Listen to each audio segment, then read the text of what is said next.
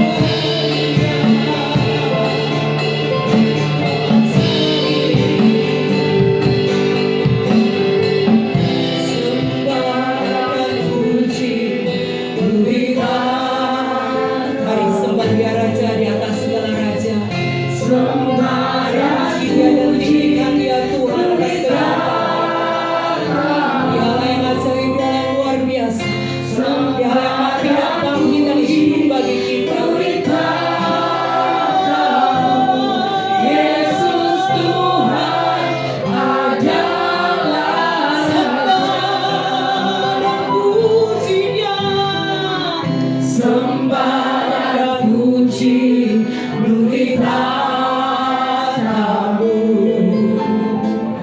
sembah dan puji beri tatamu,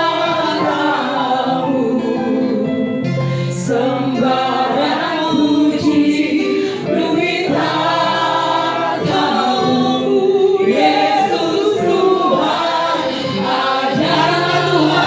Katakan dengan imanmu, haleluya. Sembah dan puji beri tatamu, kami sembah Kau. Sembah dan puji beri tatamu, sembah dan puji beri tatamu, Yesus Tuhan adalah sembah Dia, sembah dan puji beri tatamu,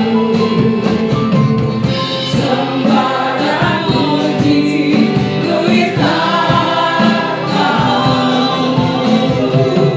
sembah dan puji beri tatamu, Yesus Tuhan adalah Raja. Yesus Tuhan, Yesus Tuhan adalah Raja. Yesus Tuhan, Yesus Tuhan adalah Raja. Kami bersyukur Kau bukan hanya mati tapi Kau bangkit dan hidup bagi kami. Terima kasih Bapa. Haleluya. Amin. Mari salam kiri kananmu katakan, ku menang bersama Yesus Tuhan yang ajaib. Haleluya. Mari bersorak-sorai Bapak Ibu bersama-sama. Ku menang bersama Yesus Tuhan. Ku menang Dia peperangan. Ku menang atas segala setan. Haleluya, haleluya. Ku menang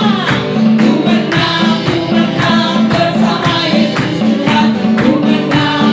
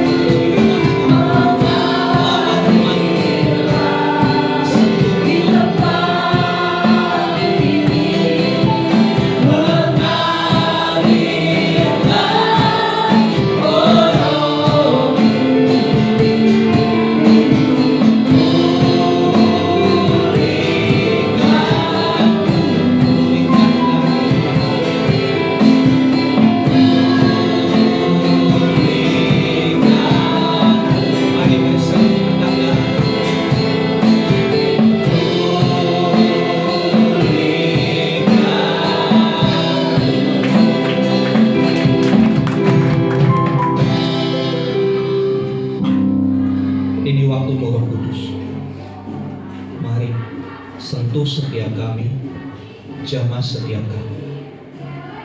Kau bekerja melalui firman-Mu, mengubahkan, memperbaharui setiap kami, memberikan kami pencerahan, memberikan kami tuntunan bagaimana kami harus menjalani hari-hari di depan kami. Karena kami tahu dunia semakin gelap, kami perlu terang, itu firman. Terima kasih Tuhan sudah kirim hamba-Mu ke tempat ini untuk membawa pesan dari Tuhan bagi kami semua.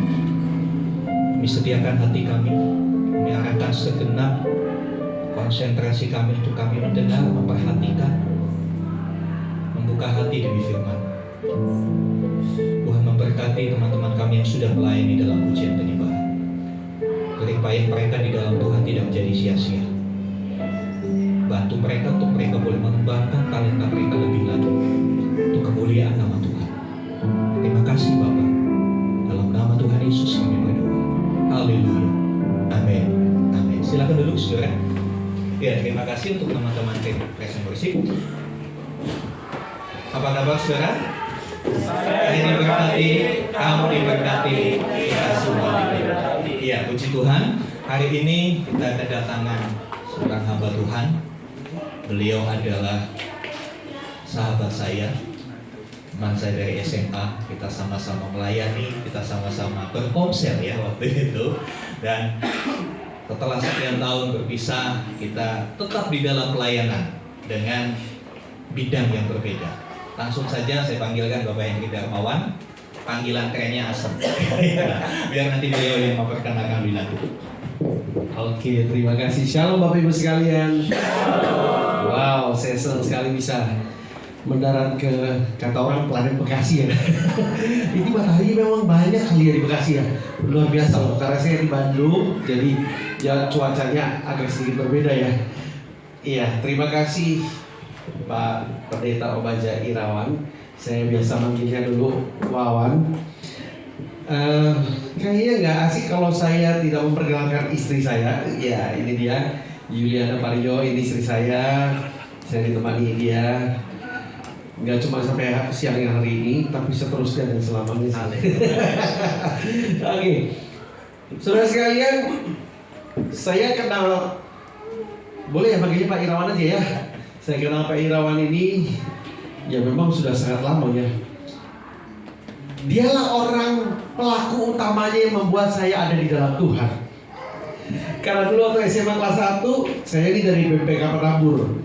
Jadi SMP-nya BPK Penambur, kemudian SMA-nya BPK Penambur. Nah hari itu di awal-awal bukan perkuliahan, sekolah ya, masa-masa sekolah, ada satu orang dari Alta Beranta yang tidak dikenal oleh satu kelas. Ini orang asing dan rada aneh, terus terang aja. Karena dia gak ada teman, jadi saya bilang gini, duduk sama saya aja. Singkat cerita, orang itu adalah Irawan Karyadi, Pak Pendeta ini. Nah dia duduk sebelah saya, karena dia orang dari sekolahan SMP-nya dari Santa Maria ya. SMP-nya dari Santa Maria, sekolah SMA-nya di SMA Kristen 1. Jadi gak ada teman. Duduklah sebangku sama saya. Dan itulah awal dari perjalanan hari-hari saya yang sangat menderita luar biasa. Tahu kenapa?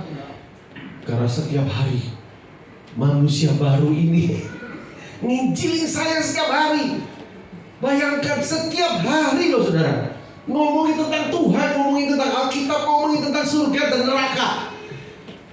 Kalau orang Cirebon bilang ya, kita dari Cirebon kan, sama-sama dari Cirebon. Orang Cirebon bilang belenek.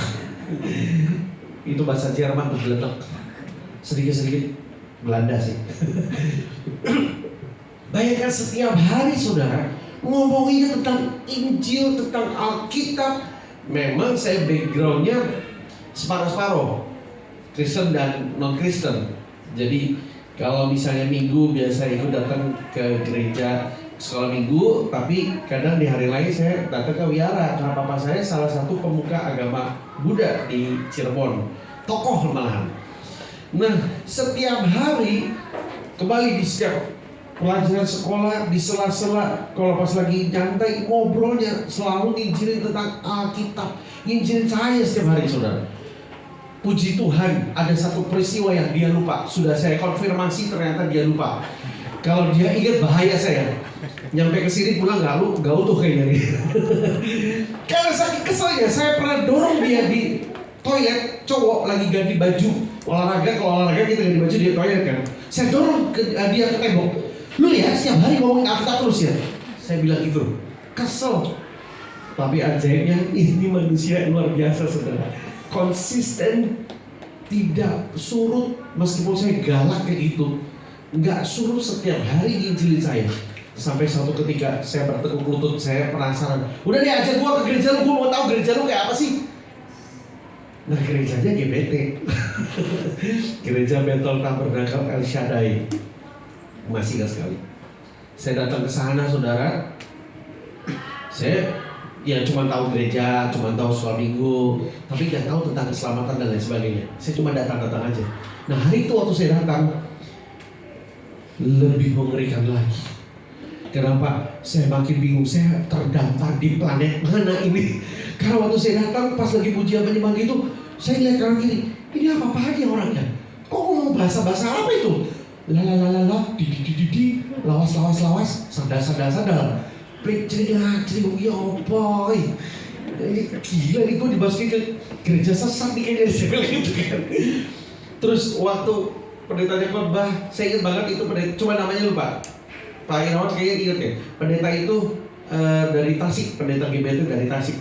Saya ingat sekali itu pendetanya. Katanya sih udah almarhum ya. Nah khotbah, saya khotbah sama sekali dari awal sampai akhir tuh gak dengerin loh saudara. Ya biasalah anak SMA kan, SMA kelas 1 ya waktu ya.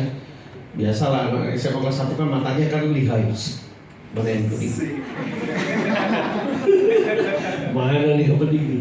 Mana yang bisa gue gebet? Apalagi ya terus terang aja waktu SMP saya termasuk playboy capwaci sih.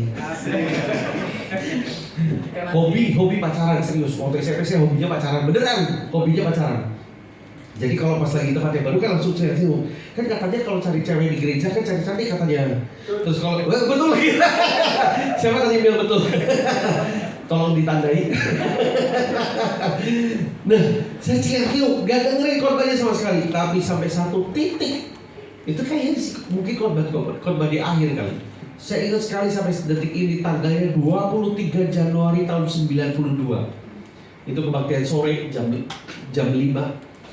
Di pernyataan terakhir pendeta tersebut bilang ini, kita tidak pernah tahu waktu kita ada di bumi ini sampai kapan. Wow, biasa kan penginjilan zaman dulu gitu.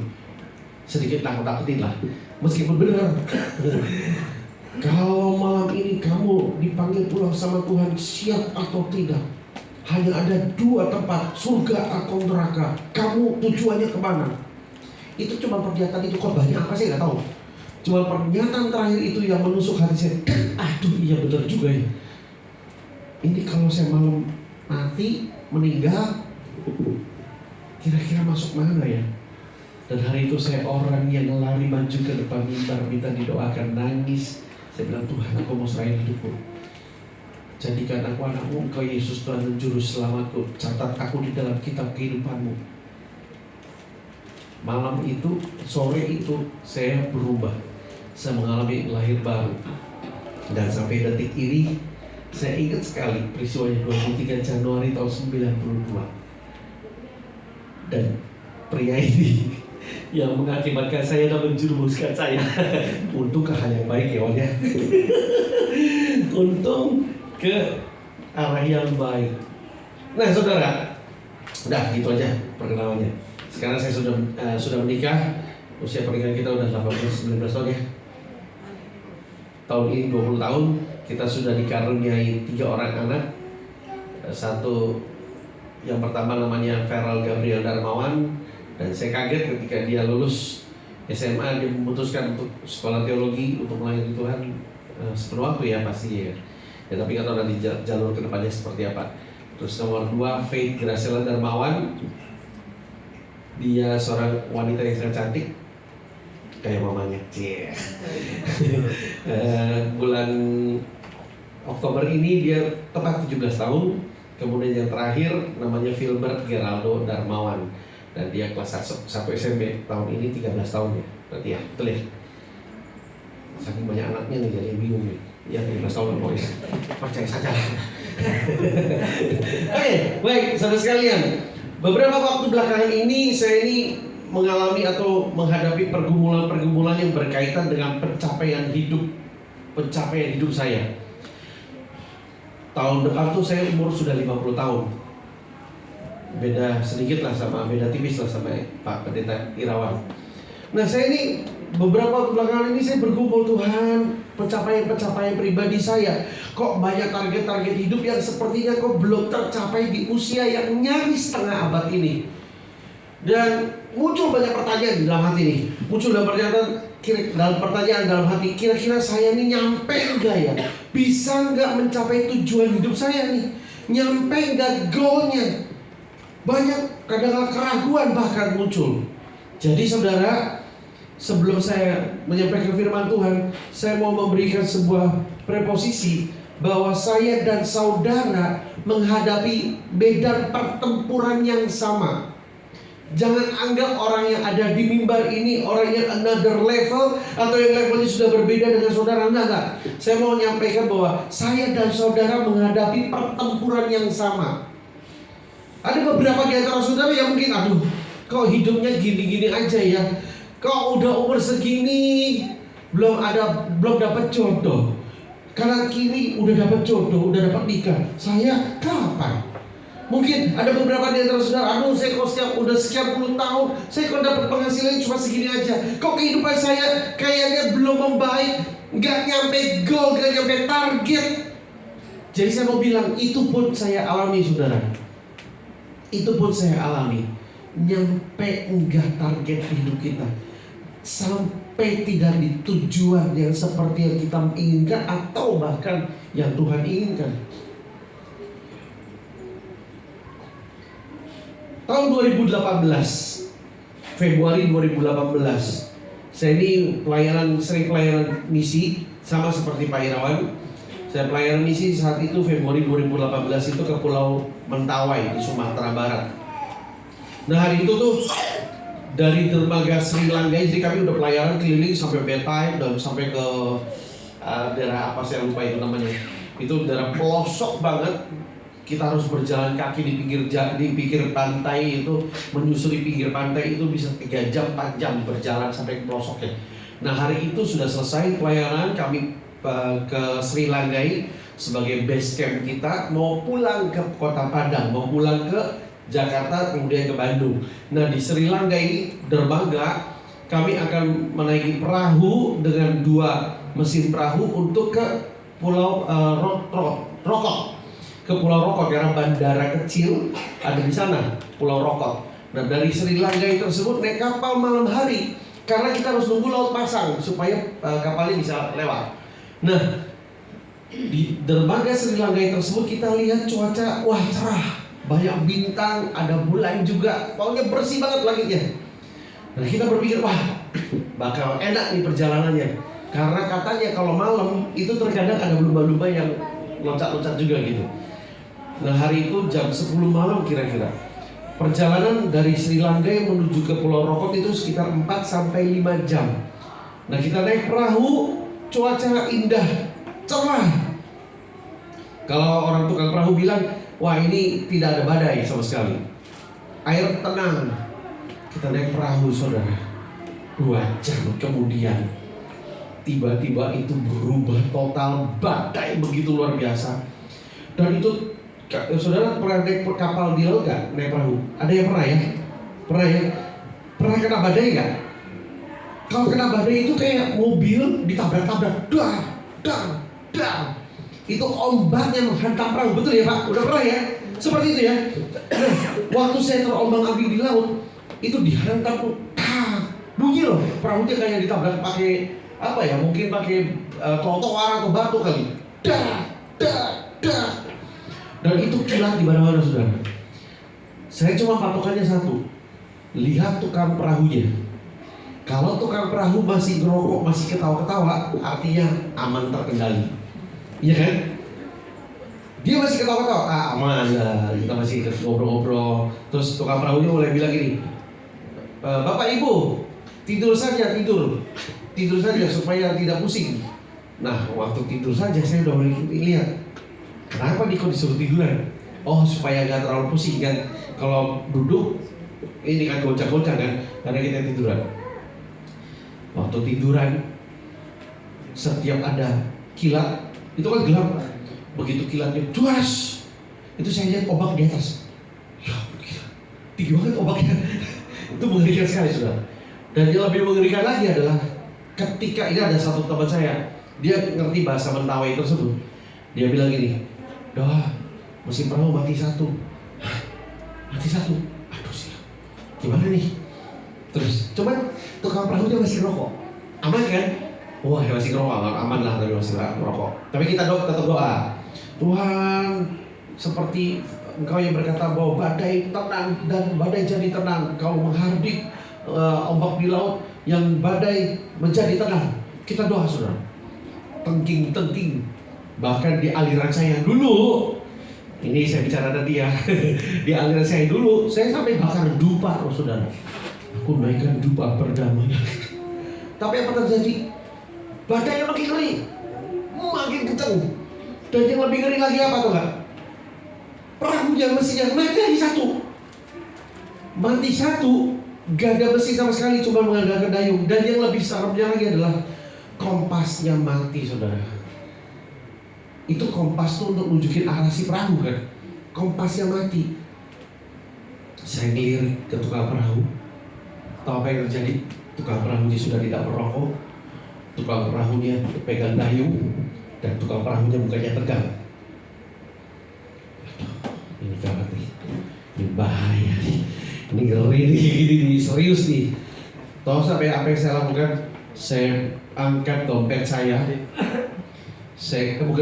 handphone saya keluarin foto keluarga saya, istri, anak, saya lihat, terus saya hadapkan ke Tuhan.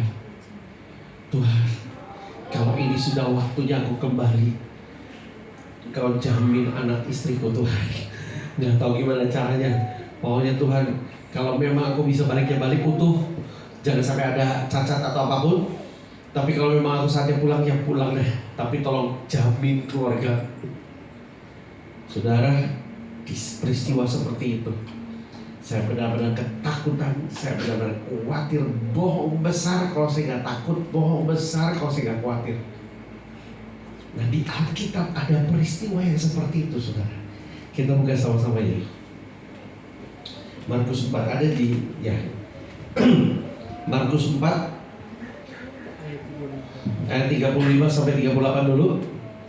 Hari itu ketika hampir malam, Yesus berkata, "Mari kita pergi ke seberang." Setelah menyuruh orang banyak itu pulang, para murid yang berada dalam perahu itu membawa Yesus berlayar, dan perahu-perahu kecil lainnya pun menyertainya. Lalu terjadilah badai angin yang dahsyat. Gelombang menghantam perahu itu sehingga perahu itu penuh dengan air. Nah, ini ada peristiwa yang unik. Yesus ada di buritan sedang tidur memakai apa?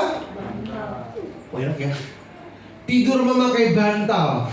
Mereka membangunkan dia dan berkata, "Guru, apakah Engkau tidak peduli kita celaka?" Saudara sekali, kalau kita baca dari 4 ayat ini, peristiwa di mana murid-murid yang di dalam perahu tersebut menghadapi badai, dan kemudian ada scene berikutnya di mana menceritakan Yesus tidur menggunakan bantal dengan tenang. Dan saudara, saya mau kasih tahu bahwa murid-murid Yesus ini bukan sembarang murid. Orang-orang yang kebanyakan adalah yang sudah mendengarkan pengajaran Yesus dan melihat mujizat-mujizat Yesus dan mendengarkan pengajaran-pengajaran melalui perumpamaan-perumpamaan yang Yesus ajarkan. Dan kalau bisa dibilang, murid-murid ini adalah murid-murid yang kategori ordal. Apa ordal? Orang dalam. Biasanya kan kalau orang dalam, misalnya contoh pemerintahan Jokowi yang waktu lalu, saya ini dekat sekali loh sama Menteri Agama Gus Yakut Kolil. Staf khususnya apa lagi? Itu sudah rasa saudara, sudah anggap saya jadi adiknya. Biasanya kan perilaku orang dalam kenal nih sama pejabat A lah, contoh saya aja lah, sama saya yang lain. Saya ini kenal sama staf khusus menteri. Wih, yakinnya luar biasa kan. Lu ada masalah? Tenang, gue bantu, pasti beres. Gue kenal ordal. Perilaku orang dalam kadang kayak gitu ya. Kalau kenal sama pejabat dan yang lain, kadang dia kalau orang sudah bilang mah pelontong, apa ya, belagu, yakin, pede. Ordal, gua kenal dan gua punya backingnya kuat nih. Yesus, murid-murid Yesus juga adalah ordal. Tapi kok malam itu, hari itu mereka ketakutan. Bahkan mereka punya pandangan negatif terhadap Yesus. Sampai bilang, guru, engkau gak peduli, lu cuek aja, ini kami mau celaka loh. Murid-muridnya berkata gitu sama Yesus. Mengapa murid-muridnya begitu panik, saudara? Lanjut lagi, Markus 4 ayat 39. Next slide-nya. Dia pun bangun dan menghardik angin itu, katanya, diam, tenanglah. Maka angin itu menjadi reda dan sangat teduh. Nah ini lihat. Lalu dia berkata, mengapa kamu takut? Mengapa kamu tidak percaya? Kemudian ayat selanjutnya ini ada keterangan yang luar biasa nih, saudara, yang akan saya sampaikan. Mereka sangat takut dan berkata seorang kepada yang lain, siapakah orang ini sehingga angin dan danau pun taat kepadanya? Mengapa? Sampai muncul pernyataan seperti itu dari murid-muridnya. Ini dia, saudara. Berdasarkan historical ancient Jewish atau Israel kuno, sejarah Israel kuno, orang Yahudi itu memiliki pemahaman tersendiri, saudara, terhadap laut, danau atau kumpulan air yang banyak. Saya ulangi sekali lagi. Historical ancient Jewish, sejarah Israel kuno atau Yahudi kuno, itu memiliki pemahaman atau pandangan tersendiri terhadap laut, danau, ataupun kumpulan air yang besar. Nah kalau kita mau lihat ini,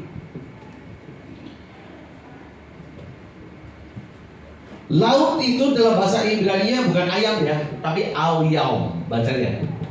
Coba sama-sama, aoyam. Bukan ayam. Ini kalau kelihatan kayaknya jangan-jangan masih pada lapar nih, atau sudah lapar. Tenang, khotbah saya sampai 2 jam lagi loh. Aoyam, alef yot mem, ini alef nih.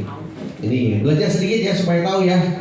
Ini bukan empengnya bayi, bukan. Ini alef, ya, alef. Kemudian yot dan mem, tangan kacau.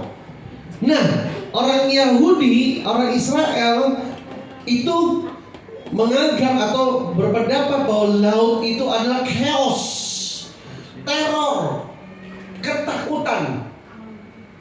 Jadi orang Yahudi, orang Israel, meskipun mereka punya latar belakang yang beberapa bagian besar orang Israel itu nelayan, mereka punya kebiasaan ketika mereka pergi ke laut, berlayar di perahu. Kalau malam hari, karena menangkap ikan itu biasanya malam hari, tidak ada satupun yang tidur. Semua berjaga-jaga. Kenapa? Karena di otak bawah sadar mereka berpikir bahwa laut itu adalah teror. Laut itu adalah kumpulan daripada ketakutan. Laut ini adalah kekacauan. Dan mereka berjaga-jaga. Ingat peristiwa ketika Yunus dilempar ke laut? Ingat ya? Terjadi badai. Kenapa Yunus dilempar ke laut? Karena pendapat orang di zaman tersebut, ketika laut bergelora, badai terjadi, itu dewa-dewa marah. Nah, bagaimana cara mengadamkan atau menyurutkan murka daripada dewa itu adalah dengan korban. Makanya Yunus bilang, lempar aku ke laut sebagai korban, karena itu kesalahanku. Jadi kenapa Yunus membiarkan dirinya dilempar ke laut? Karena pemahaman dia, karena pemahaman orang-orang di zaman dia. Dewa marah, laut bergelora, didamaikan atau diademkannya dengan korban. Nah, orang Yahudi, orang Israel kuno menganggap laut itu kumpulan daripada teror, kumpulan daripada ketakutan. Makanya kalau kita bisa baca lagi tadi ayatnya ke berapa? Markus yang 4 ayat 41, mulai nangkep ya saudara. Mereka sangat ketakutan. Mereka panik ketika air itu masuk ke dalam perahunya. Karena dia tahu artinya ini ada kekacauan. Ini adalah kemarahan dari para dewa. Tapi mereka tidak sadar bahwa di dalam perahunya ada Yesus. Amin. Dia nggak sadar di perahunya itu ada Tuhan sendiri. Sekalipun mereka bisa melihatnya dan memegangnya itu adalah seorang manusia, tapi dia lupa bahwa dia adalah Theophany. Dia adalah 100% manusia, 100% Tuhan. Nah saudara, apa yang mau saya sampaikan kepada saudara? Penghalang-penghalang yang terjadi atau tambatan yang terjadi yang membuat kita terhambat, yang membuat kita tidak bisa mencapai tujuan hidup kita, yang kita tidak bisa mencapai goal Tuhan dalam hidup kita. Peristiwa-peristiwa yang dialami oleh murid-murid di dalam perahu tersebut. Yang pertama, mitos. Next slide.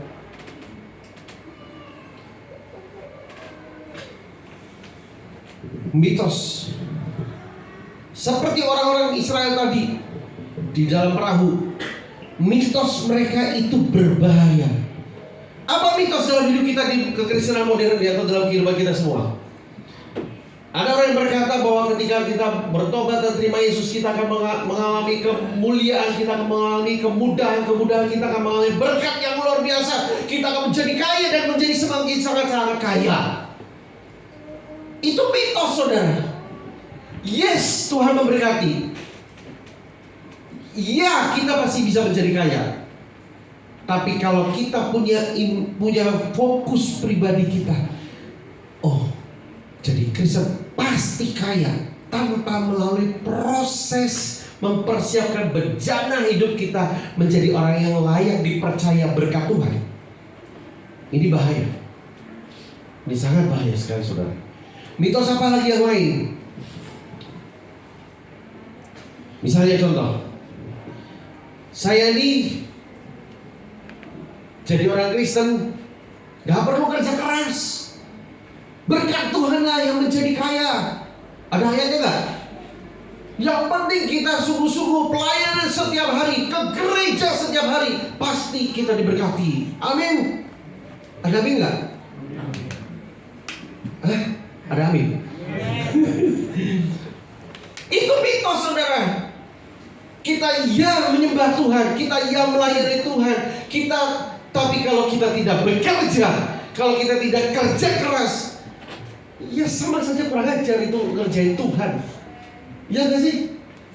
Tuhan, saya sudah rajin setiap hari loh ke gereja. Anak rohani saya nih di Aceh, dia setiap hari jam 8 malam itu doa puasa di depan. Itulah saya nggak tega nyebutnya. Dia setiap hari datang ke gereja jam 8 malam, setiap hari loh saudara. Every single days, Senin sampai Senin lagi. Hari Minggu pagi kebaktian, malam jam 8 tetap datang ke gereja jam 8 malam. Jam 8 pagi dia harus, jam 7 pagi harus sudah berangkat dari rumahnya untuk buka toko jam 8 pagi. Dan dia pulang toko, mandi sebentar, makan, doa lagi di gereja jam 8 malam sampai jam 9 atau setengah 10 malam. Karena pendetanya bilang kamu harus setia melayani Tuhan. Ya benar sih, benar. Tapi ingat, setia melayani Tuhan bukan setia melayani agenda kebaktian, bukan setia untuk melayani semua kebutuhan atau aktivitas-aktivitas yang sifatnya aktivitas rohani doang. Tahu apa yang terjadi? Anaknya sampai umur berapa ya Pak? 4-5 tahun dan speech delay, nggak bisa ngomong. Wah, yang lebih gila lagi, itu karena kamu tidak setia. Pendetanya dari mimbar ngomong, Kamu tidak setia untuk melayani Tuhan. Kamu bolong-bolong doanya. Itu mitos loh. Nanti berkaitan lagi dengan Injil yang lain loh. Ketika dia bertobat, iya, saya tahu porsi prioritas dalam hidup saya. Yang pertama itu memang benar Tuhan. Ingat loh, Tuhan artinya miliki hubungan pribadi dengan Tuhan. Keintiman pribadi dengan Tuhan itu yang prioritas. Mohon maaf ya Pak Pendeta, saya harus sampaikan nih. Anda rajin ke gereja, itu aktivitas yang positif, tapi itu tidak menjamin Anda memiliki hubungan pribadi dengan Tuhan. Saya harus ulangi. Aktivitas untuk bakti di gereja, aktivitas kegiatan di gereja itu bagus, positif, tapi itu tidak bisa menjamin.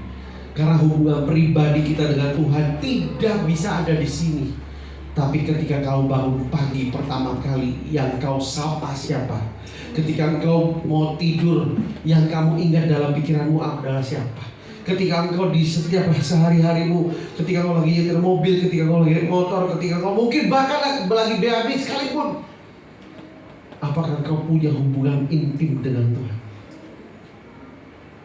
Nah, kau sahabat pada saya, ketika engkau punya mitos, yang penting gue ke gereja, aktivitas rajin, semua kegiatan gereja dari Senin sampai Senin, kalau perlu ditambah hari lain, tambahan hari lain, saya akan terus aktif supaya saya diberkati Tuhan. Itu salah, itu mitos. Kemudian sejarah keluarga, seperti tadi peristiwa murid-muridnya. Murid-murid kan dari turun-temurun itu mereka nelayan. Mereka tahu sejarah keluarganya adalah seorang nelayan. Nah, kayak seperti saya, saudara. Saya beberapa waktu yang lalu lah, saya banyak ngobrol sama istri saya telepon sama pembina rohani kami. Ada orang-orang tertentu yang hidupnya terbelenggu dengan sejarah keluarga. Saya ini keluarganya dari dulu selalu alami bangkrut, Pak. Mau saya kayak apapun kerasnya, bangkrut. Saya berulang kali untuk coba usaha, pasti ujungnya memble, Pak. Sejarah keluarga. Pak, keluarga saya masalah keluarga nih. Wah, bertengkar terus sama istrinya, sampai mungkin sama suaminya, sampai mungkin mau cerai.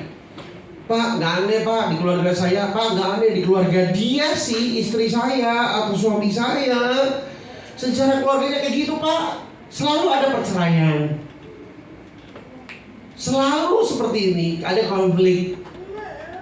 Pak, dari dulu sih saya ya Pak, keluarga saya nih, dari engkong saya, buyut saya, engkong saya, kemudian papa saya sama saya, itu semua garis keras semua Pak. Tahu artinya garis keras? Temperamental. Wah, banteng, nyeruduk terus.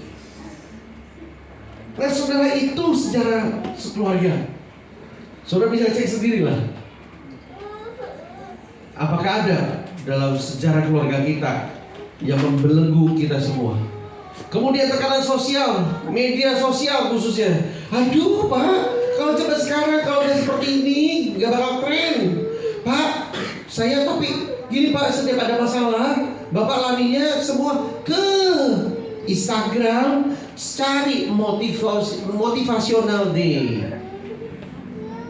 mencari sumber-sumber yang bisa menyenangkan, mencari sumber-sumber yang bisa menyegarkan barang sedetik. Percayalah itu cuma sementara. Amin. Karena yang sejatinya adalah dari dalam Alkitab. Sejatinya ada di dalam Alkitab. Nah, ini yang ngeri. Berikutnya saudara, keyakinan palsu. Keyakinan palsu atau false belief. Saya tuh heran, misalnya saya ya, ini contoh ke saya saja lah ya. Saya tuh heran, tadi juga di mobil cerita sama istri saya. Saya nih setiap memulai bisnis baru, saya nih punya ketakutan tersendiri bahwa ujungnya pasti akan gagal. Nangkap saudara? Pernah gak ngalami? Pernah ya? Saya mau mulai nih, tapi belum mulai saja, bayang-bayang peristiwa zaman dulu, saya sudah mulai pasti nanti ini ujungnya dibangkrut atau gagal. Belum mulai saja sudah punya kepikiran, dulu saya sudah melakukan itu tapi gagal. Nah itu keyakinan yang salah, kepercayaan diri yang salah. Alkitab jelas bilang, sekali lagi Alkitab jelas bilang, kamu adalah kepala, kamu akan terus naik. Saudara, saya bermasalah dengan keyakinan ini. Saya bermasalah dengan keyakinan palsu. Itu yang menghantui hidup saya.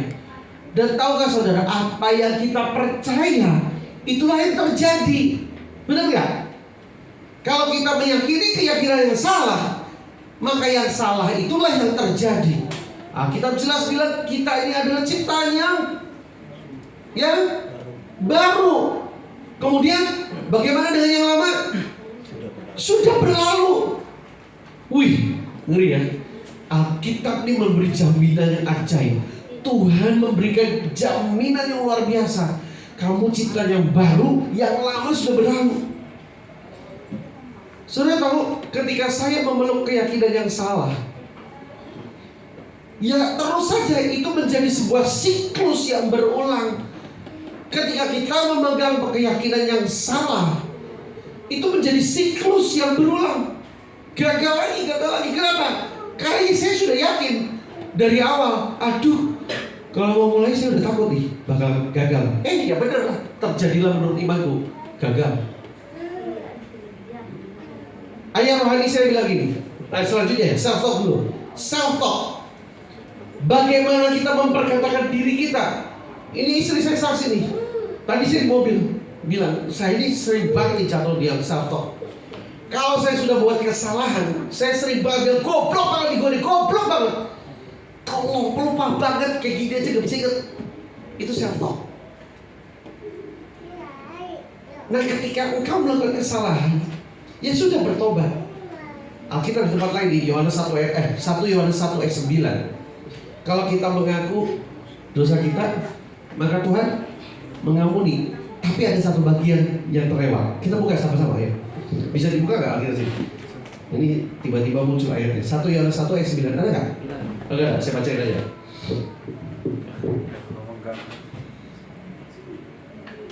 1 Yohanes 1 ayat 9. Sampai sini saudara masih bersama dengan saya? Saudara tangkap kebenarannya? Oke, 1 Yohanes 1 ayat 9. Jika kita mengaku dosa kita, maka ia adalah setia dan adil.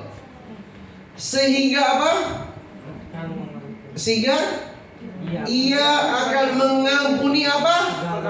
Segala atau separuh? Segala dosa kita. Nah, bagian terakhirnya ini yang keren, yang seringkali kita terlewatkan. Dan apa? Menyucikan kita dari segala kejahatan. Wow. Kalau dalam bahasa Inggrisnya ya, saya buka dalam bahasa Inggrisnya. Nah ini dia. If we confess our sins, He is faithful and just to forgive us our sins and to cleanse us, membersihkan from all unrighteousness, membersihkan semua yang tidak benar, semua yang tidak benar dalam hidup kita. Kalau kita membuat kesalahan, ya sudah, akui saja kesalahannya, minta ampun sama Tuhan. Dan yang selanjutnya, jangan self talk yang negatif. Ini yang seringkali saya lakukan sudah. Goblok, bodoh, kenapa sih gua kayak gini? Kenapa sih gua seperti ini? Bodoh banget, pelupa sekali. Nah, apa yang terjadi saudara? Saya bertobat waktu saya mempersiapkan firman ini. Karena seringkali saya jatuh di dalam hal ini. Makanya saya di awal saya sudah bilang, saya dan saudara ini di level yang sama dalam menjalani hidup kita. Amin. Ya, saya juga penuh dengan kekurangan. Tapi ayo mari hari ini sama-sama kita bergerak menuju keubahan dalam hidup kita. Amin. Waktu saya mempersiapkan firman ini, Tuhan sendiri yang ngajarin saudara, self talk. Semakin saya mengata-ngatai diri saya, semakin saudara ngata-ngatai dirimu sendiri, ya semakin engkau terjerumus makin dalam. Waktu goblok, kenapa melakukan seperti ini? Terjadi makin goblok beneran. Aduh, kenapa gue pelupa sekali? Aduh, kok jadi pelupa seperti ini? Terjadilah makin pelupa. Self-talk. Ketika kita melakukan kesalahan, minta ampun sama Tuhan. Dan ayo, sama-sama berkata pada diri sendiri, aku sudah diampuni. Dan aku tidak akan pernah lagi melakukan kebodohan itu. Aku akan bergerak maju. Kalau gagal dalam hal apapun juga, aku akan kembali jadi pemenang. Amin. Injil lain, ini sudah nggak usah disampaikan ya, sering ini banyak sekali. Injil lain itu bukan bicara tentang pendeta yang khotbah yang sesat yang gaya. Enggak cuma itu. Saya mau bilang, tidak hanya pendeta yang memberikan pengajaran yang mengenakan telinga saja, tapi seringkali juga media sosial kita, Instagram kita, YouTube kita, itu menjadi Injil yang lain. Banyak sekali, jadi gampangnya gitu loh. Firman Tuhan bilang, biarlah pendeta-pendeta saja yang membaca Alkitab. Enggak. Firman Tuhan bilang, renungkanlah firman Tuhan siang dan malam. Itu ditujukan bukan kepada hanya pendeta atau pengkhotbah saja, betul nggak? Ya kan? Tapi renungkanlah firman Tuhan siang dan malam, itu ditujukan untuk masing-masing kita pribadi. Tapi pertanyaannya paling gampang, Pak, buka YouTube, kemudian dengerin khotbah dari sana. Salah nggak? Enggak salah. Tapi kita makan dari makanan orang lain, sisa makanannya. Yang makanan utamanya pendeta yang khotbahnya. Kalau kita baca firman Tuhan langsung sendiri, minta Roh Kudus ngajarin kita tentang ayat atau firman Tuhan yang kita baca dan direnungkan, kita makan dari hidangan dari meja raja itu sendiri langsung. Amin. Tapi kalau kita hanya setiap harinya cuma dengerin YouTube, atau bahkan ada yang sekarang ini lagi rame lagi nih. Sebenarnya sudah dari dulu tuh, tapi sekarang mulai muncul lagi, namanya aliran stoikisme, aliran kebahagiaan. Banyak sekali injil-injil yang lain sekarang bertebaran di YouTube, di media sosial. Stoikisme, bagaimana kita mencapai kebahagiaan dengan 3 langkah, 7 langkah dan lain sebagainya. Tapi itu bukan dari firman Tuhan. Percayalah saudara, yang bukan dari firman-Nya tidak akan pernah kekal. Di satu titik itu akan meledak seperti bisul yang pecah, dan Anda mengalami kegagalan yang berkali lipat ganda. Tapi kalau kita mencari kebenaran di firman Tuhan yang kita baca melalui Alkitab, kita akan menemukan kemenangan yang luar biasa. Dan kemenangan itu kemenangan yang abadi, kemenangan yang sejati, bukan kemenangan yang tipu-tipu, bukan kemenangan yang fata morgana, tapi kemenangan yang sejati. Amin. Nah, kemudian self management. Kemarin baru ngobrol sama ayah rohani kami berdua, saya sama Yuli, sama istri saya. Ayah rohani saya bilang gini, Sen, dari awal saya jumpa sama kamu, radarku ini terhadap diri kamu tuh tidak pernah berubah. Dia bilang gitu. Radar aku terhadap dirimu tidak pernah berubah. Tuhan tuh punya rencana yang besar dalam hidup kamu. Tuhan mau pakai kamu secara luar biasa. Tapi kalau sampai lu nggak nyampe, nggak ada di target tersebut, itu bukan masalahnya di destiny-nya. Saya ulangi ya. Ketika kita, Tuhan punya rencana dalam hidup kita, saya percaya 100%, saudara sekalian. Kita semua nih, saya, istri saya, Pak Baja, Bapak semua ini, saudara-saudara sekalian semua, Tuhan punya rencana yang ajaib dan besar untuk hidup kita semua. Amin. Tapi seringkali kok kenyataannya tidak nyampe. Kok mana nih rencananya, katanya gede. Saya sudah amin paling keras lagi di gereja. Bahkan saya sudah kasih persembahan gede banget supaya destiny Tuhan, supaya rencana Tuhan jadi dalam hidup saya. Tapi kok tidak terjadi. Pernah nggak muncul pertanyaan seperti itu? Katanya rencana Tuhan gede, hebat aja itu untuk saya, untuk saudara. Tapi kok, aduh, awan sekepal tangannya aja nggak kelihatan nih. Gejala-gejala sukses aja belum kelihatan. Pernah nggak punya pertanyaan seperti itu? Halo? Pernah? Pernah ya? Nah, masalahnya saudara, ironi saya bilang ini, masalahnya bukan di rencana Tuhannya, masalahnya bukan di destiny Tuhannya, tapi masalahnya pada diri kamu. Ironi saya bilang gitu. Bagaimana kita bisa melakukan self management? Sama-sama ikuti saya. Bagaimana saya bisa melakukan self management? Self management. 1, 2, 3. Self management. Masalahnya sekali lagi bukan di rencana Tuhannya, masalahnya bukan di destiny Tuhannya, bukan. Tapi masalahnya di self management kita. Bagaimana kita melatih hidup kita, bagaimana kita bisa menyusun hidup kita. Kalau saudara mau jadi seorang petinju, setiap hari dia harus melakukan mungkin ribuan kali melakukan straight atau jab di karung pasir itu, apa namanya, samsak. Kalau dia tidak pernah berlatih memukul, Bruce Lee bilang gini, saya setiap hari melakukan cuma satu gerakan, sampai ribuan kali dia menendang, sampai dia bisa menendang dengan baik. Kalau saudara tidak melatih hidup kita, kalau saya tidak melatih hidup kita, hidup saya, ya kita gak akan pernah bisa mencapai goal itu. Kalau saudara ingin jadi pengusaha yang baik, saudara harus belajar komunikasi, bagaimana berkomunikasi yang baik, bagaimana melakukan penawaran yang baik, bagaimana melakukan presentasi yang baik. Kalau Anda adalah seorang marketing, kalau Anda adalah seorang mungkin mau seorang penyanyi atau seorang pemusik. Saya juga pelayan di bidang praise and worship. Tidak, dan teman-teman saya banyak sekali yang pemusik-pemusik terkenal lah.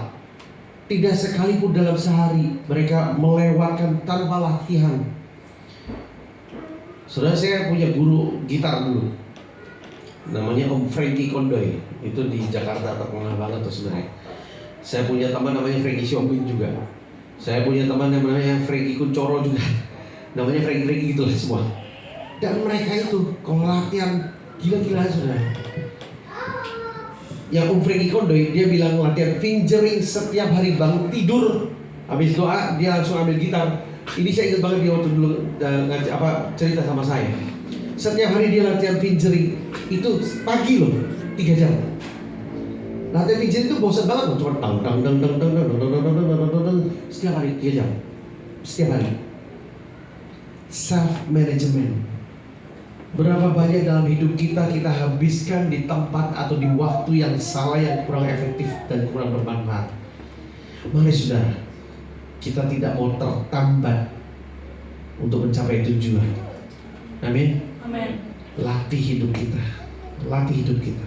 Nah, ayat 38, Yesus ada di buritan sedang tidur, tidur memakai bantal, lalu mereka membangunkan. Dan dia berkata, Guru, apakah engkau tidak peduli kita celaka? Nah, yang lucu saudara, tadi di awal saya sudah sampaikan, murid-murid ini tidak sadar bahwa di dalam perahunya ada Yesus. Dia melihat Yesus, murid-murid melihat Yesus itu sebagai pribadi yang rentan, sama seperti mereka, sama seperti murid-muridnya. Saudara, seringkali kita memandang Yesus dengan cara kita memandang. Kita menyamakan Yesus seperti kita sebagai manusia, padahal dia adalah 100% Tuhan. Ya, dia 100% manusia, artinya dia memahami apa yang sedang kita lalui bersama. Tetapi dia Tuhan juga, yang tentu saja berbeda dengan kita. Amin. Nah, kemudian kita bisa temukan juga di Kisah Rasul 1 ayat yang ke-6. Ya, next. Kalau tadi di Markus 4 ayat 38 murid-muridnya melihat Yesus sebagai pribadi yang rentan, memiliki cara berpikir yang sama seperti murid-muridnya. Nah, di Kisah Rasul 1 ayat 6 lebih lucu lagi, saudara. Ketika berkumpul bersama mereka bertanya kepadanya, Tuhan, ini detik-detik ketika Yesus mau naik ke surga ya. Sama seperti yang sedang kita peringati hari ini. Tuhan, akankah Engkau mendirikan kembali kerajaan bagi Israel sekarang? Murid-muridnya masih berpikir bahwa Yesus adalah Mesias, Raja Israel yang akan membebaskan bangsa Israel yang saat itu, di zaman itu, sedang dalam penjajahan bangsa Romawi. Dia berpikir bahwa Yesus adalah Raja yang akan mengusir atau mengalahkan atau menghancurkan bangsa Roma, supaya Israel jadi bangsa yang bebas dari penjajahan bangsa Roma. Yesus bilang gini, Yesus menjawab, bukanlah hakmu untuk mengetahui hak dan mengetahui waktu dan saat yang ditetapkan oleh Bapa atas wewenangnya sendiri. Ini jawabannya rada nggak nyambung, saudara. Benar ya? Nah, hari ini kita memperingati kenaikan Tuhan Yesus. Anggaplah saya berada di episode sesaat di mana sebentar lagi Yesus terangkat ke surga.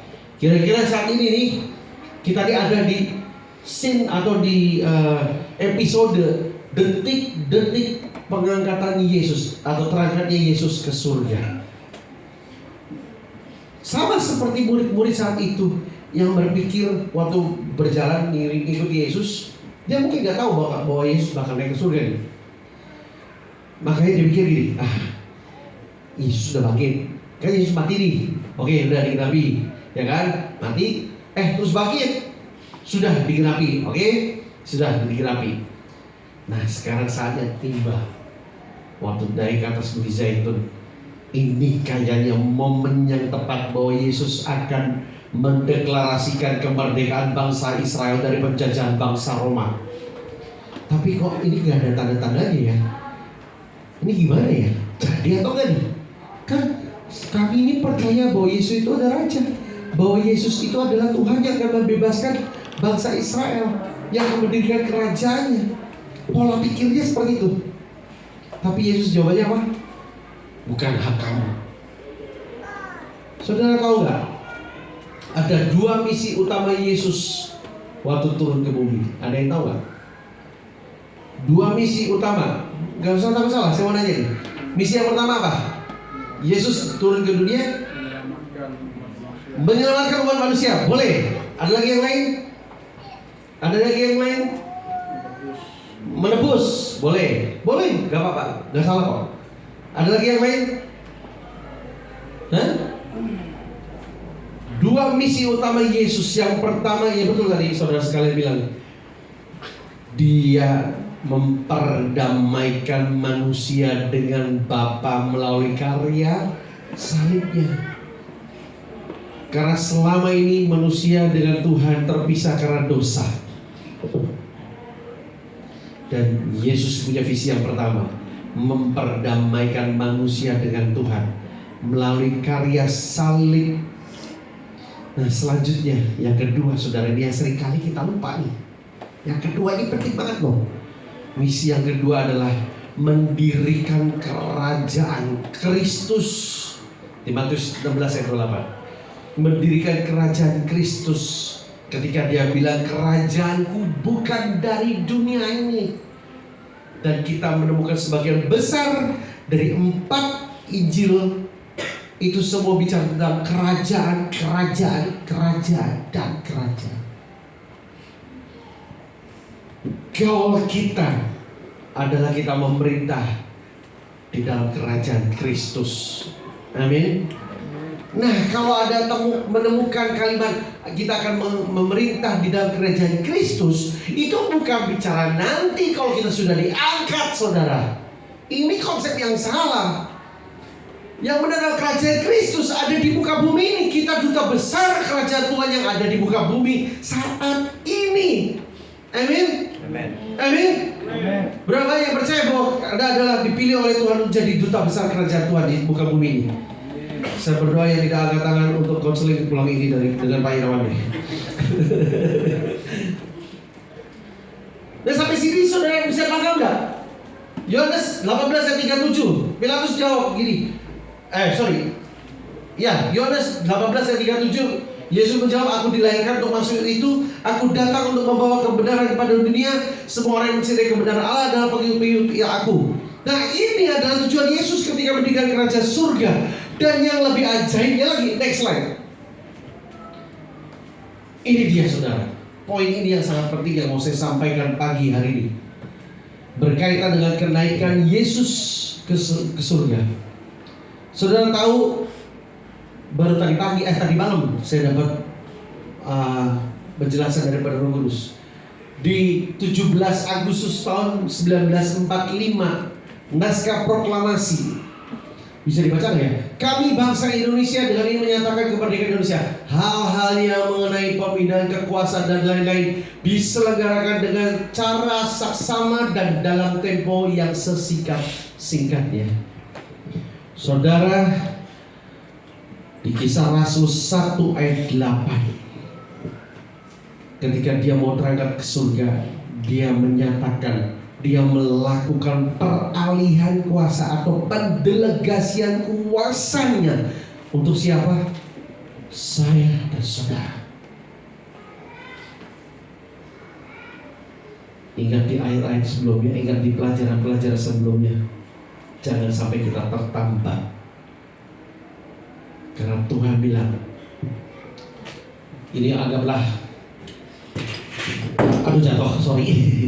ini anggaplah Tuhan dengan sebuah sertifikat jaminan kekayaan, warisan, inheritance, dan power, warisan dan kuasa yang Tuhan berikan buat saya dan saudara.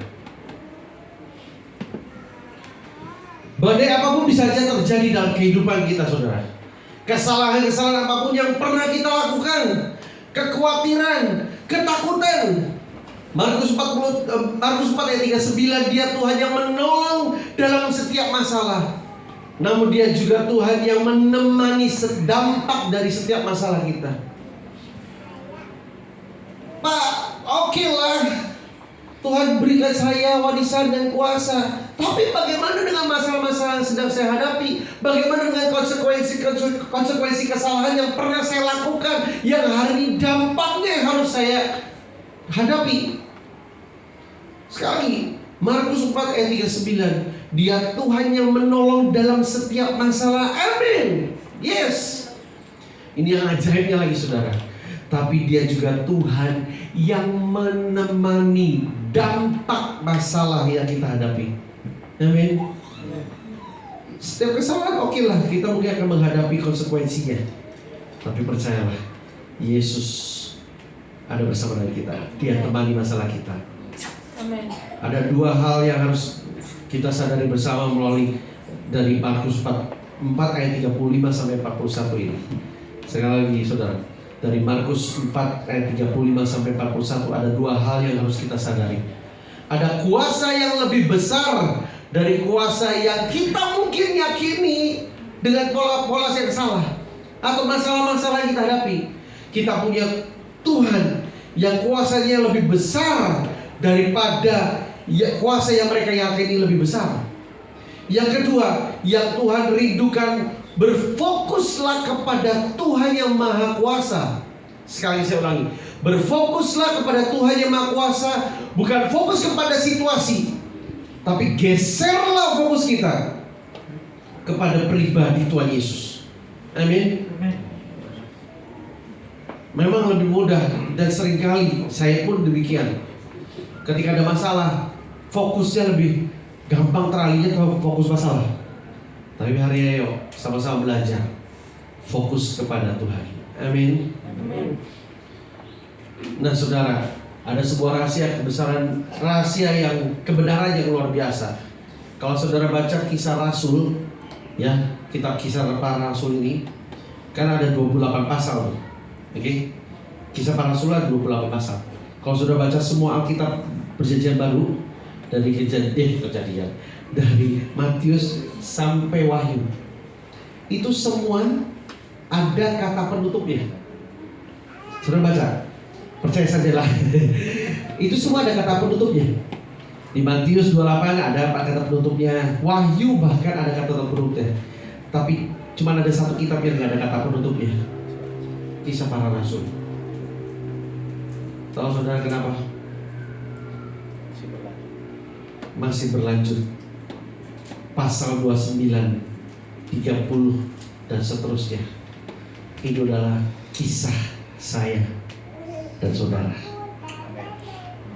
Bagaimana kita melakukannya? Baca sama-sama yuk, semua buka Alkitabnya. Kisah Rasul 1 ayat 8.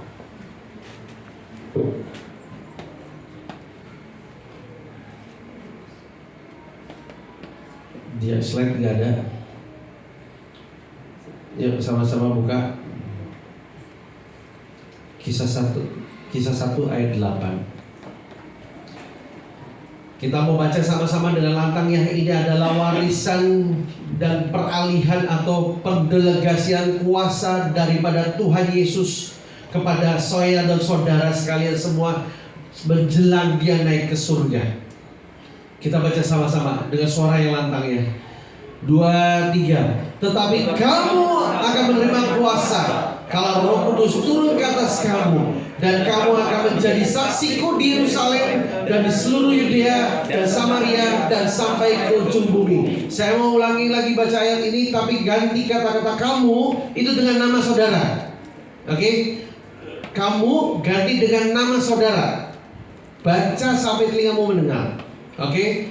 2, 3. Tetapi Asen akan menerima kuasa kalau Roh Kudus turun ke atas Asen, dan Asen akan menjadi saksi Tuhan di Yerusalem dan di seluruh Yudea dan Samaria dan sampai ke ujung bumi. Saya akan tutup dengan sebuah ilustrasi, saudara. Ketika Yesus menyampaikan pesan terakhirnya sebelum dia terangkat ke surga, dia sedang mendelegasikan warisan dan kuasanya. Dia bilang, kamu menerima kuasa. Hidup kita ini seperti sarung tangan ini, saudara. Hidup kita ini seperti sarung tangan ini. Sarung tangan ini tidak akan bisa ngerjain apa-apa. Tidak bisa memegang sesuatu. Tidak bisa mengerjakan sesuatu. Betul tidak? Tapi ketika sarung tangan ini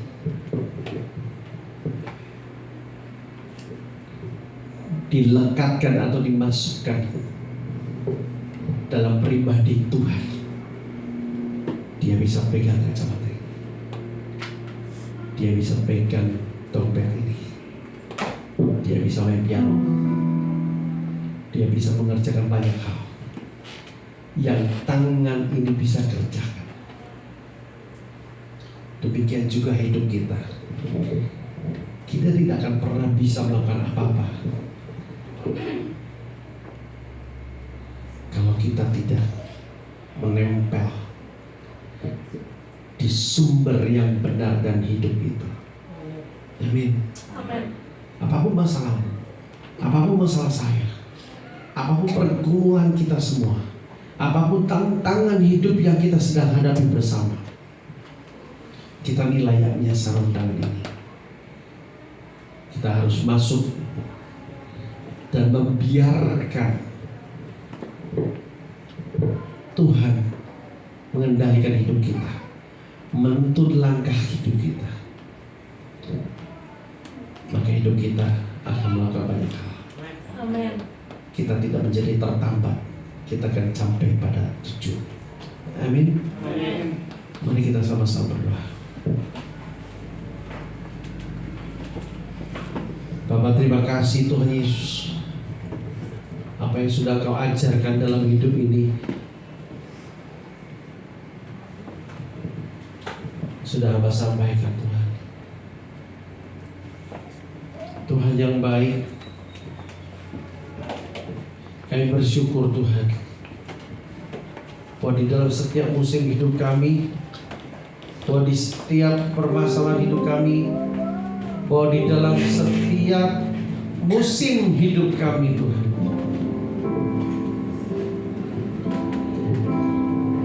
Engkau selalu ada buat kami Tuhan. Engkau Immanuel Tuhan. Engkau yang menguatkan untuk kami bertahan Tuhan. Engkau harapan dalam setiap kesesakan kami Tuhan. Bahkan Kau buktikan kesetiaan-Mu Tuhan. Ini kami Tuhan. Kami sadar sesadar-sadarnya Tuhan. Kami menyadari Tuhan sungguh kami gak mungkin bisa Tuhan tanpa Engkau Tuhan. Dan biar Kau yang bebaskan, Kau yang lepaskan dari mitos-mitos yang salah. Kau bebaskan dari pemikiran-pemikiran yang salah, keyakinan-keyakinan yang salah Tuhan. Kau yang bebaskan kami Tuhan dari semua hal yang menghalangi Tuhan untuk kami bisa mencapai tujuan hidup yang sudah Kau tetapkan buat kami Tuhan. Roh Kudus, Kau yang menerangi setiap hati kami Tuhan. Terima kasih Tuhan, terima kasih Tuhan. Kau kuatkan aku bertahan. Kau harapan dalam kesesakan. Kau buktikan kesetiaan-Mu Tuhan. Engkau Allah Immanuel. Kau kuatkan aku bertahan. Kau harapan dalam kesesakan. Kau buktikan kesetiaan-Mu Tuhan. Engkau Allah Immanuel. Kau kuatkan aku bertahan. Kau harapan dalam kesesakan. Kau buktikan kesetiaan-Mu Tuhan. Engkau Allah. Sama-sama bagi berdiri semua yuk. Mari nyanyikan lagi. Kau kuatkan aku bertahan. Kau harapan dalam kesesakan. Kau buktikan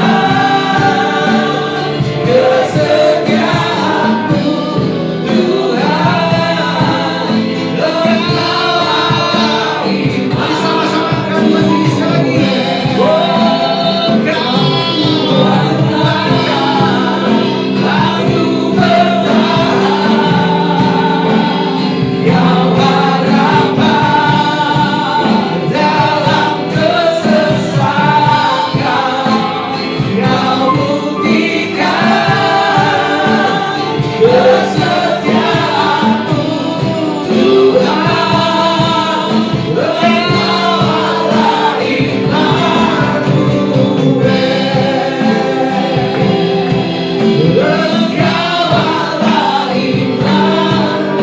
Engkau Allah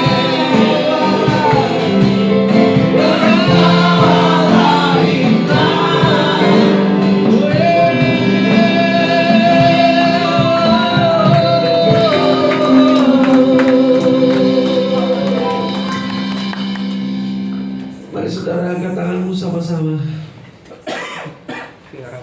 Ya Allah, ya Tuhan, ini kami Tuhan.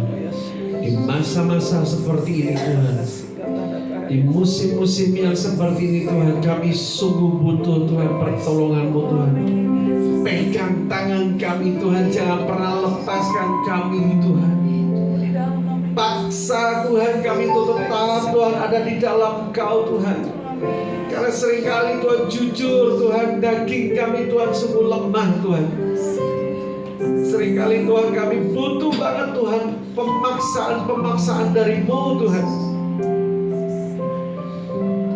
Karena sekali lagi Tuhan kami gak mungkin sanggup Tuhan. Roh Kudus, bantu kami Tuhan. Tolong kami Tuhan, mampukan kami Tuhan.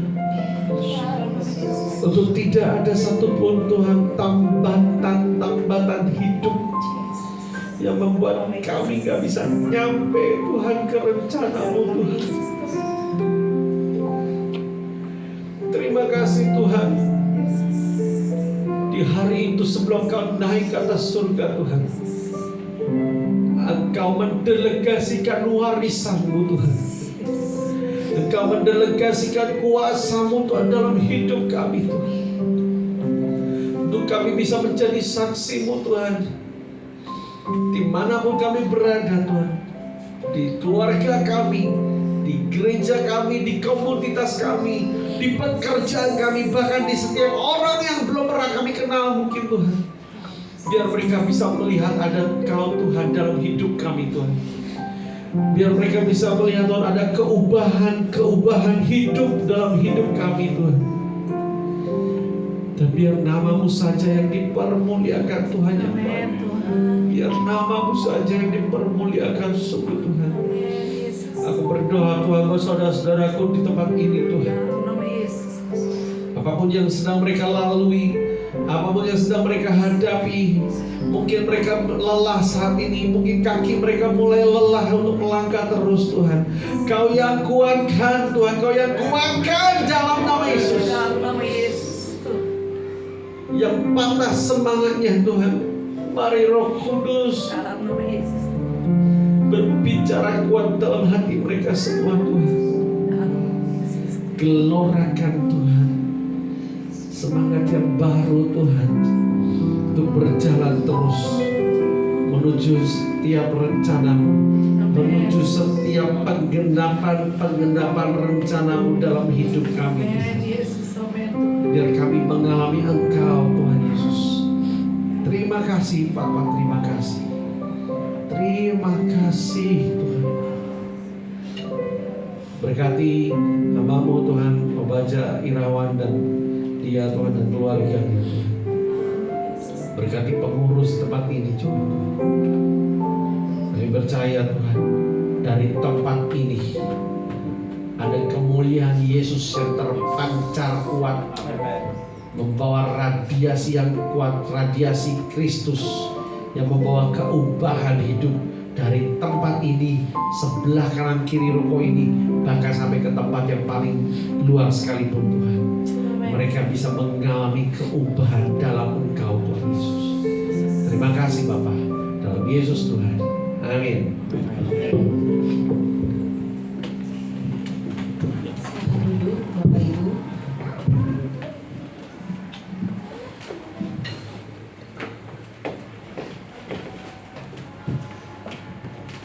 Kami atas nama Jemaat GBP Faithful Community mengucapkan terima kasih buat pelayanan Bapak Pendeta Asen. Tuhan Yesus memberkati bersama Ibu. Kita akan memberikan persembahan kita bersama-sama. Kita naikkan pujian Ku Menang bersama. Mari saudara kita bersatu dalam doa. Terima kasih Bapa, terima kasih Yesus untuk kesempatan pagi yang indah ini Tuhan. Kami mengucap syukur Tuhan bila mana kami ada di tempat ini, semua kami kasih karunia-Mu Tuhan. Terima kasih Tuhan untuk hari ini Tuhan, untuk kami boleh memperingati Tuhan hari kenaikan ke surga Tuhan, dan ini membuat kami semua semakin bersemangat dalam mengikuti Engkau. Terima kasih Tuhan untuk firman-Mu hari ini. Terima kasih untuk hamba-Mu yang telah menyampaikan firman-Mu Tuhan. Engkau berkati Tuhan setiap pelayanan hamba-Mu Tuhan dimanapun berada. Engkau berkati keluarganya Tuhan. Bapa, kami juga menyerahkan seluruh jemaat-Mu hari ini ke dalam tangan-Mu. Bila kami juga telah mengembalikan sebagian daripada berkat-Mu Tuhan, Terima kasih Bapa sampai dengan hari ini Tuhan, pemeliharaan-Mu atas kehidupan kami Tuhan. Terima kasih untuk berkat kesehatan, sukacita dan damai sejahtera Tuhan yang Kau berikan. Bapa, kami mau serahkan Tuhan persembahan ini Tuhan, bagi pelayanan-Mu di tempat ini Tuhan, sehingga nama-Mu dipermuliakan Tuhan. Terima kasih Bapa, terpujilah nama-Mu, hanya di dalam satu nama Tuhan kami Yesus Kristus kami berdoa, haleluya, amin. Naikkan dua-dua syafaat kita. Nanti dipersilakan Bapak Agustinus memimpin kita dalam dua syafaat.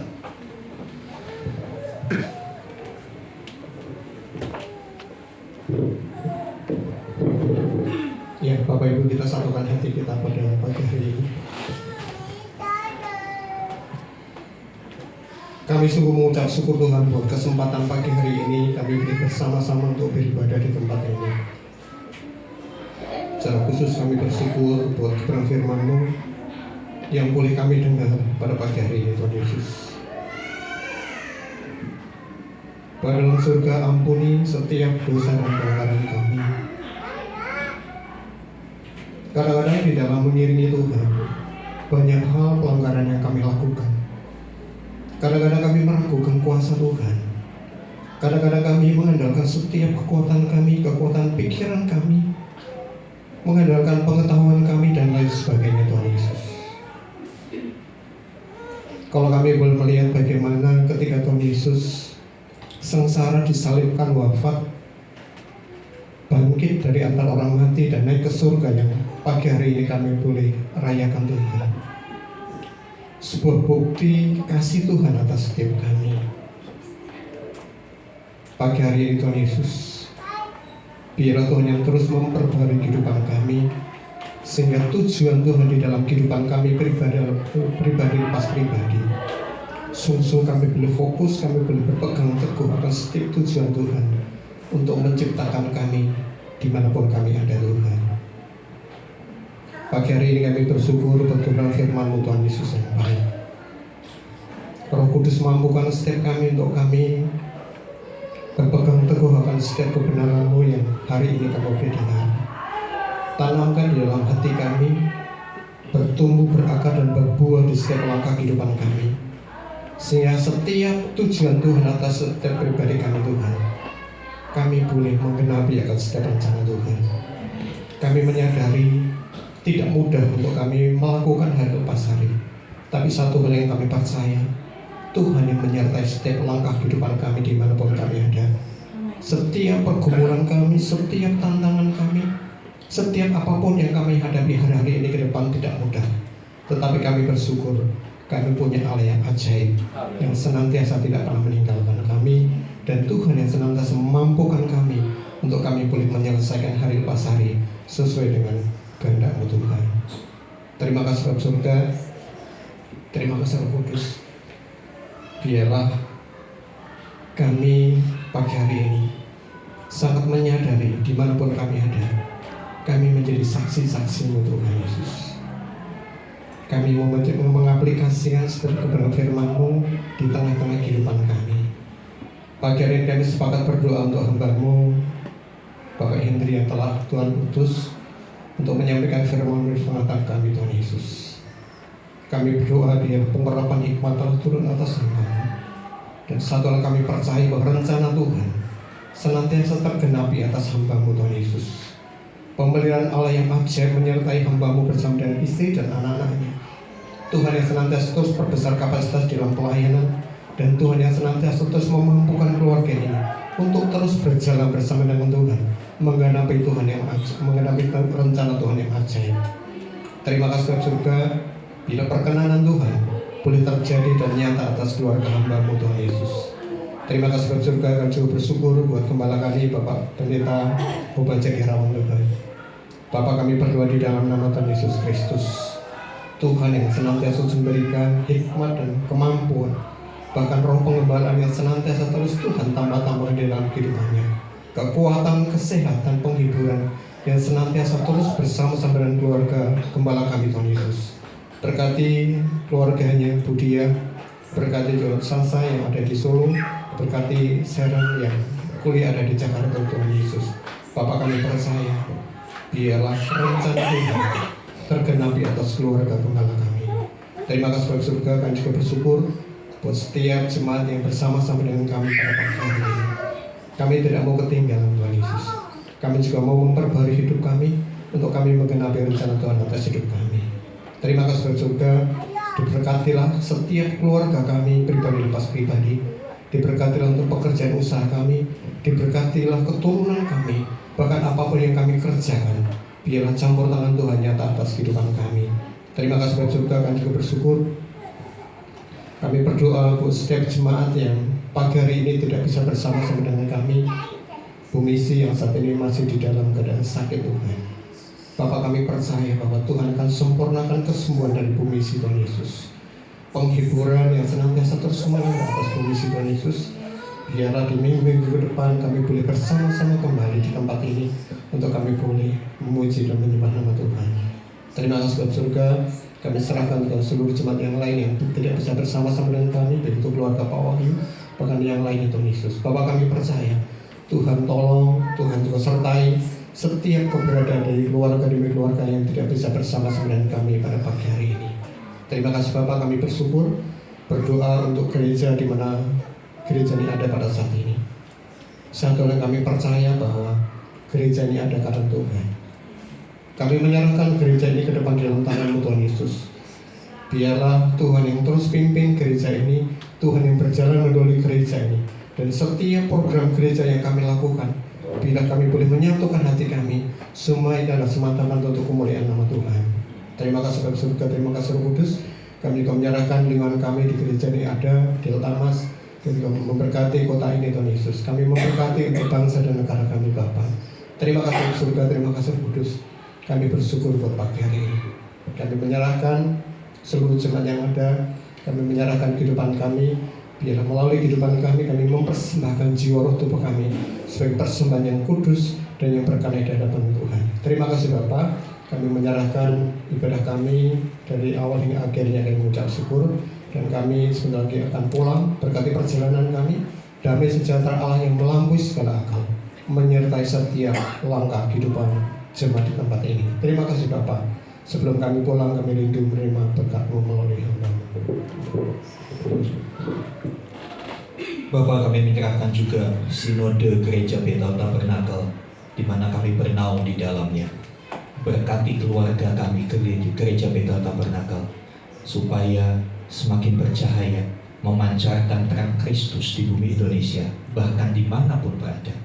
Tuhan memberkati Bapak-bapak pemimpin kami di Majelis Pimpinan Pusat, Majelis Pimpinan Daerah, Majelis Pimpinan Wilayah.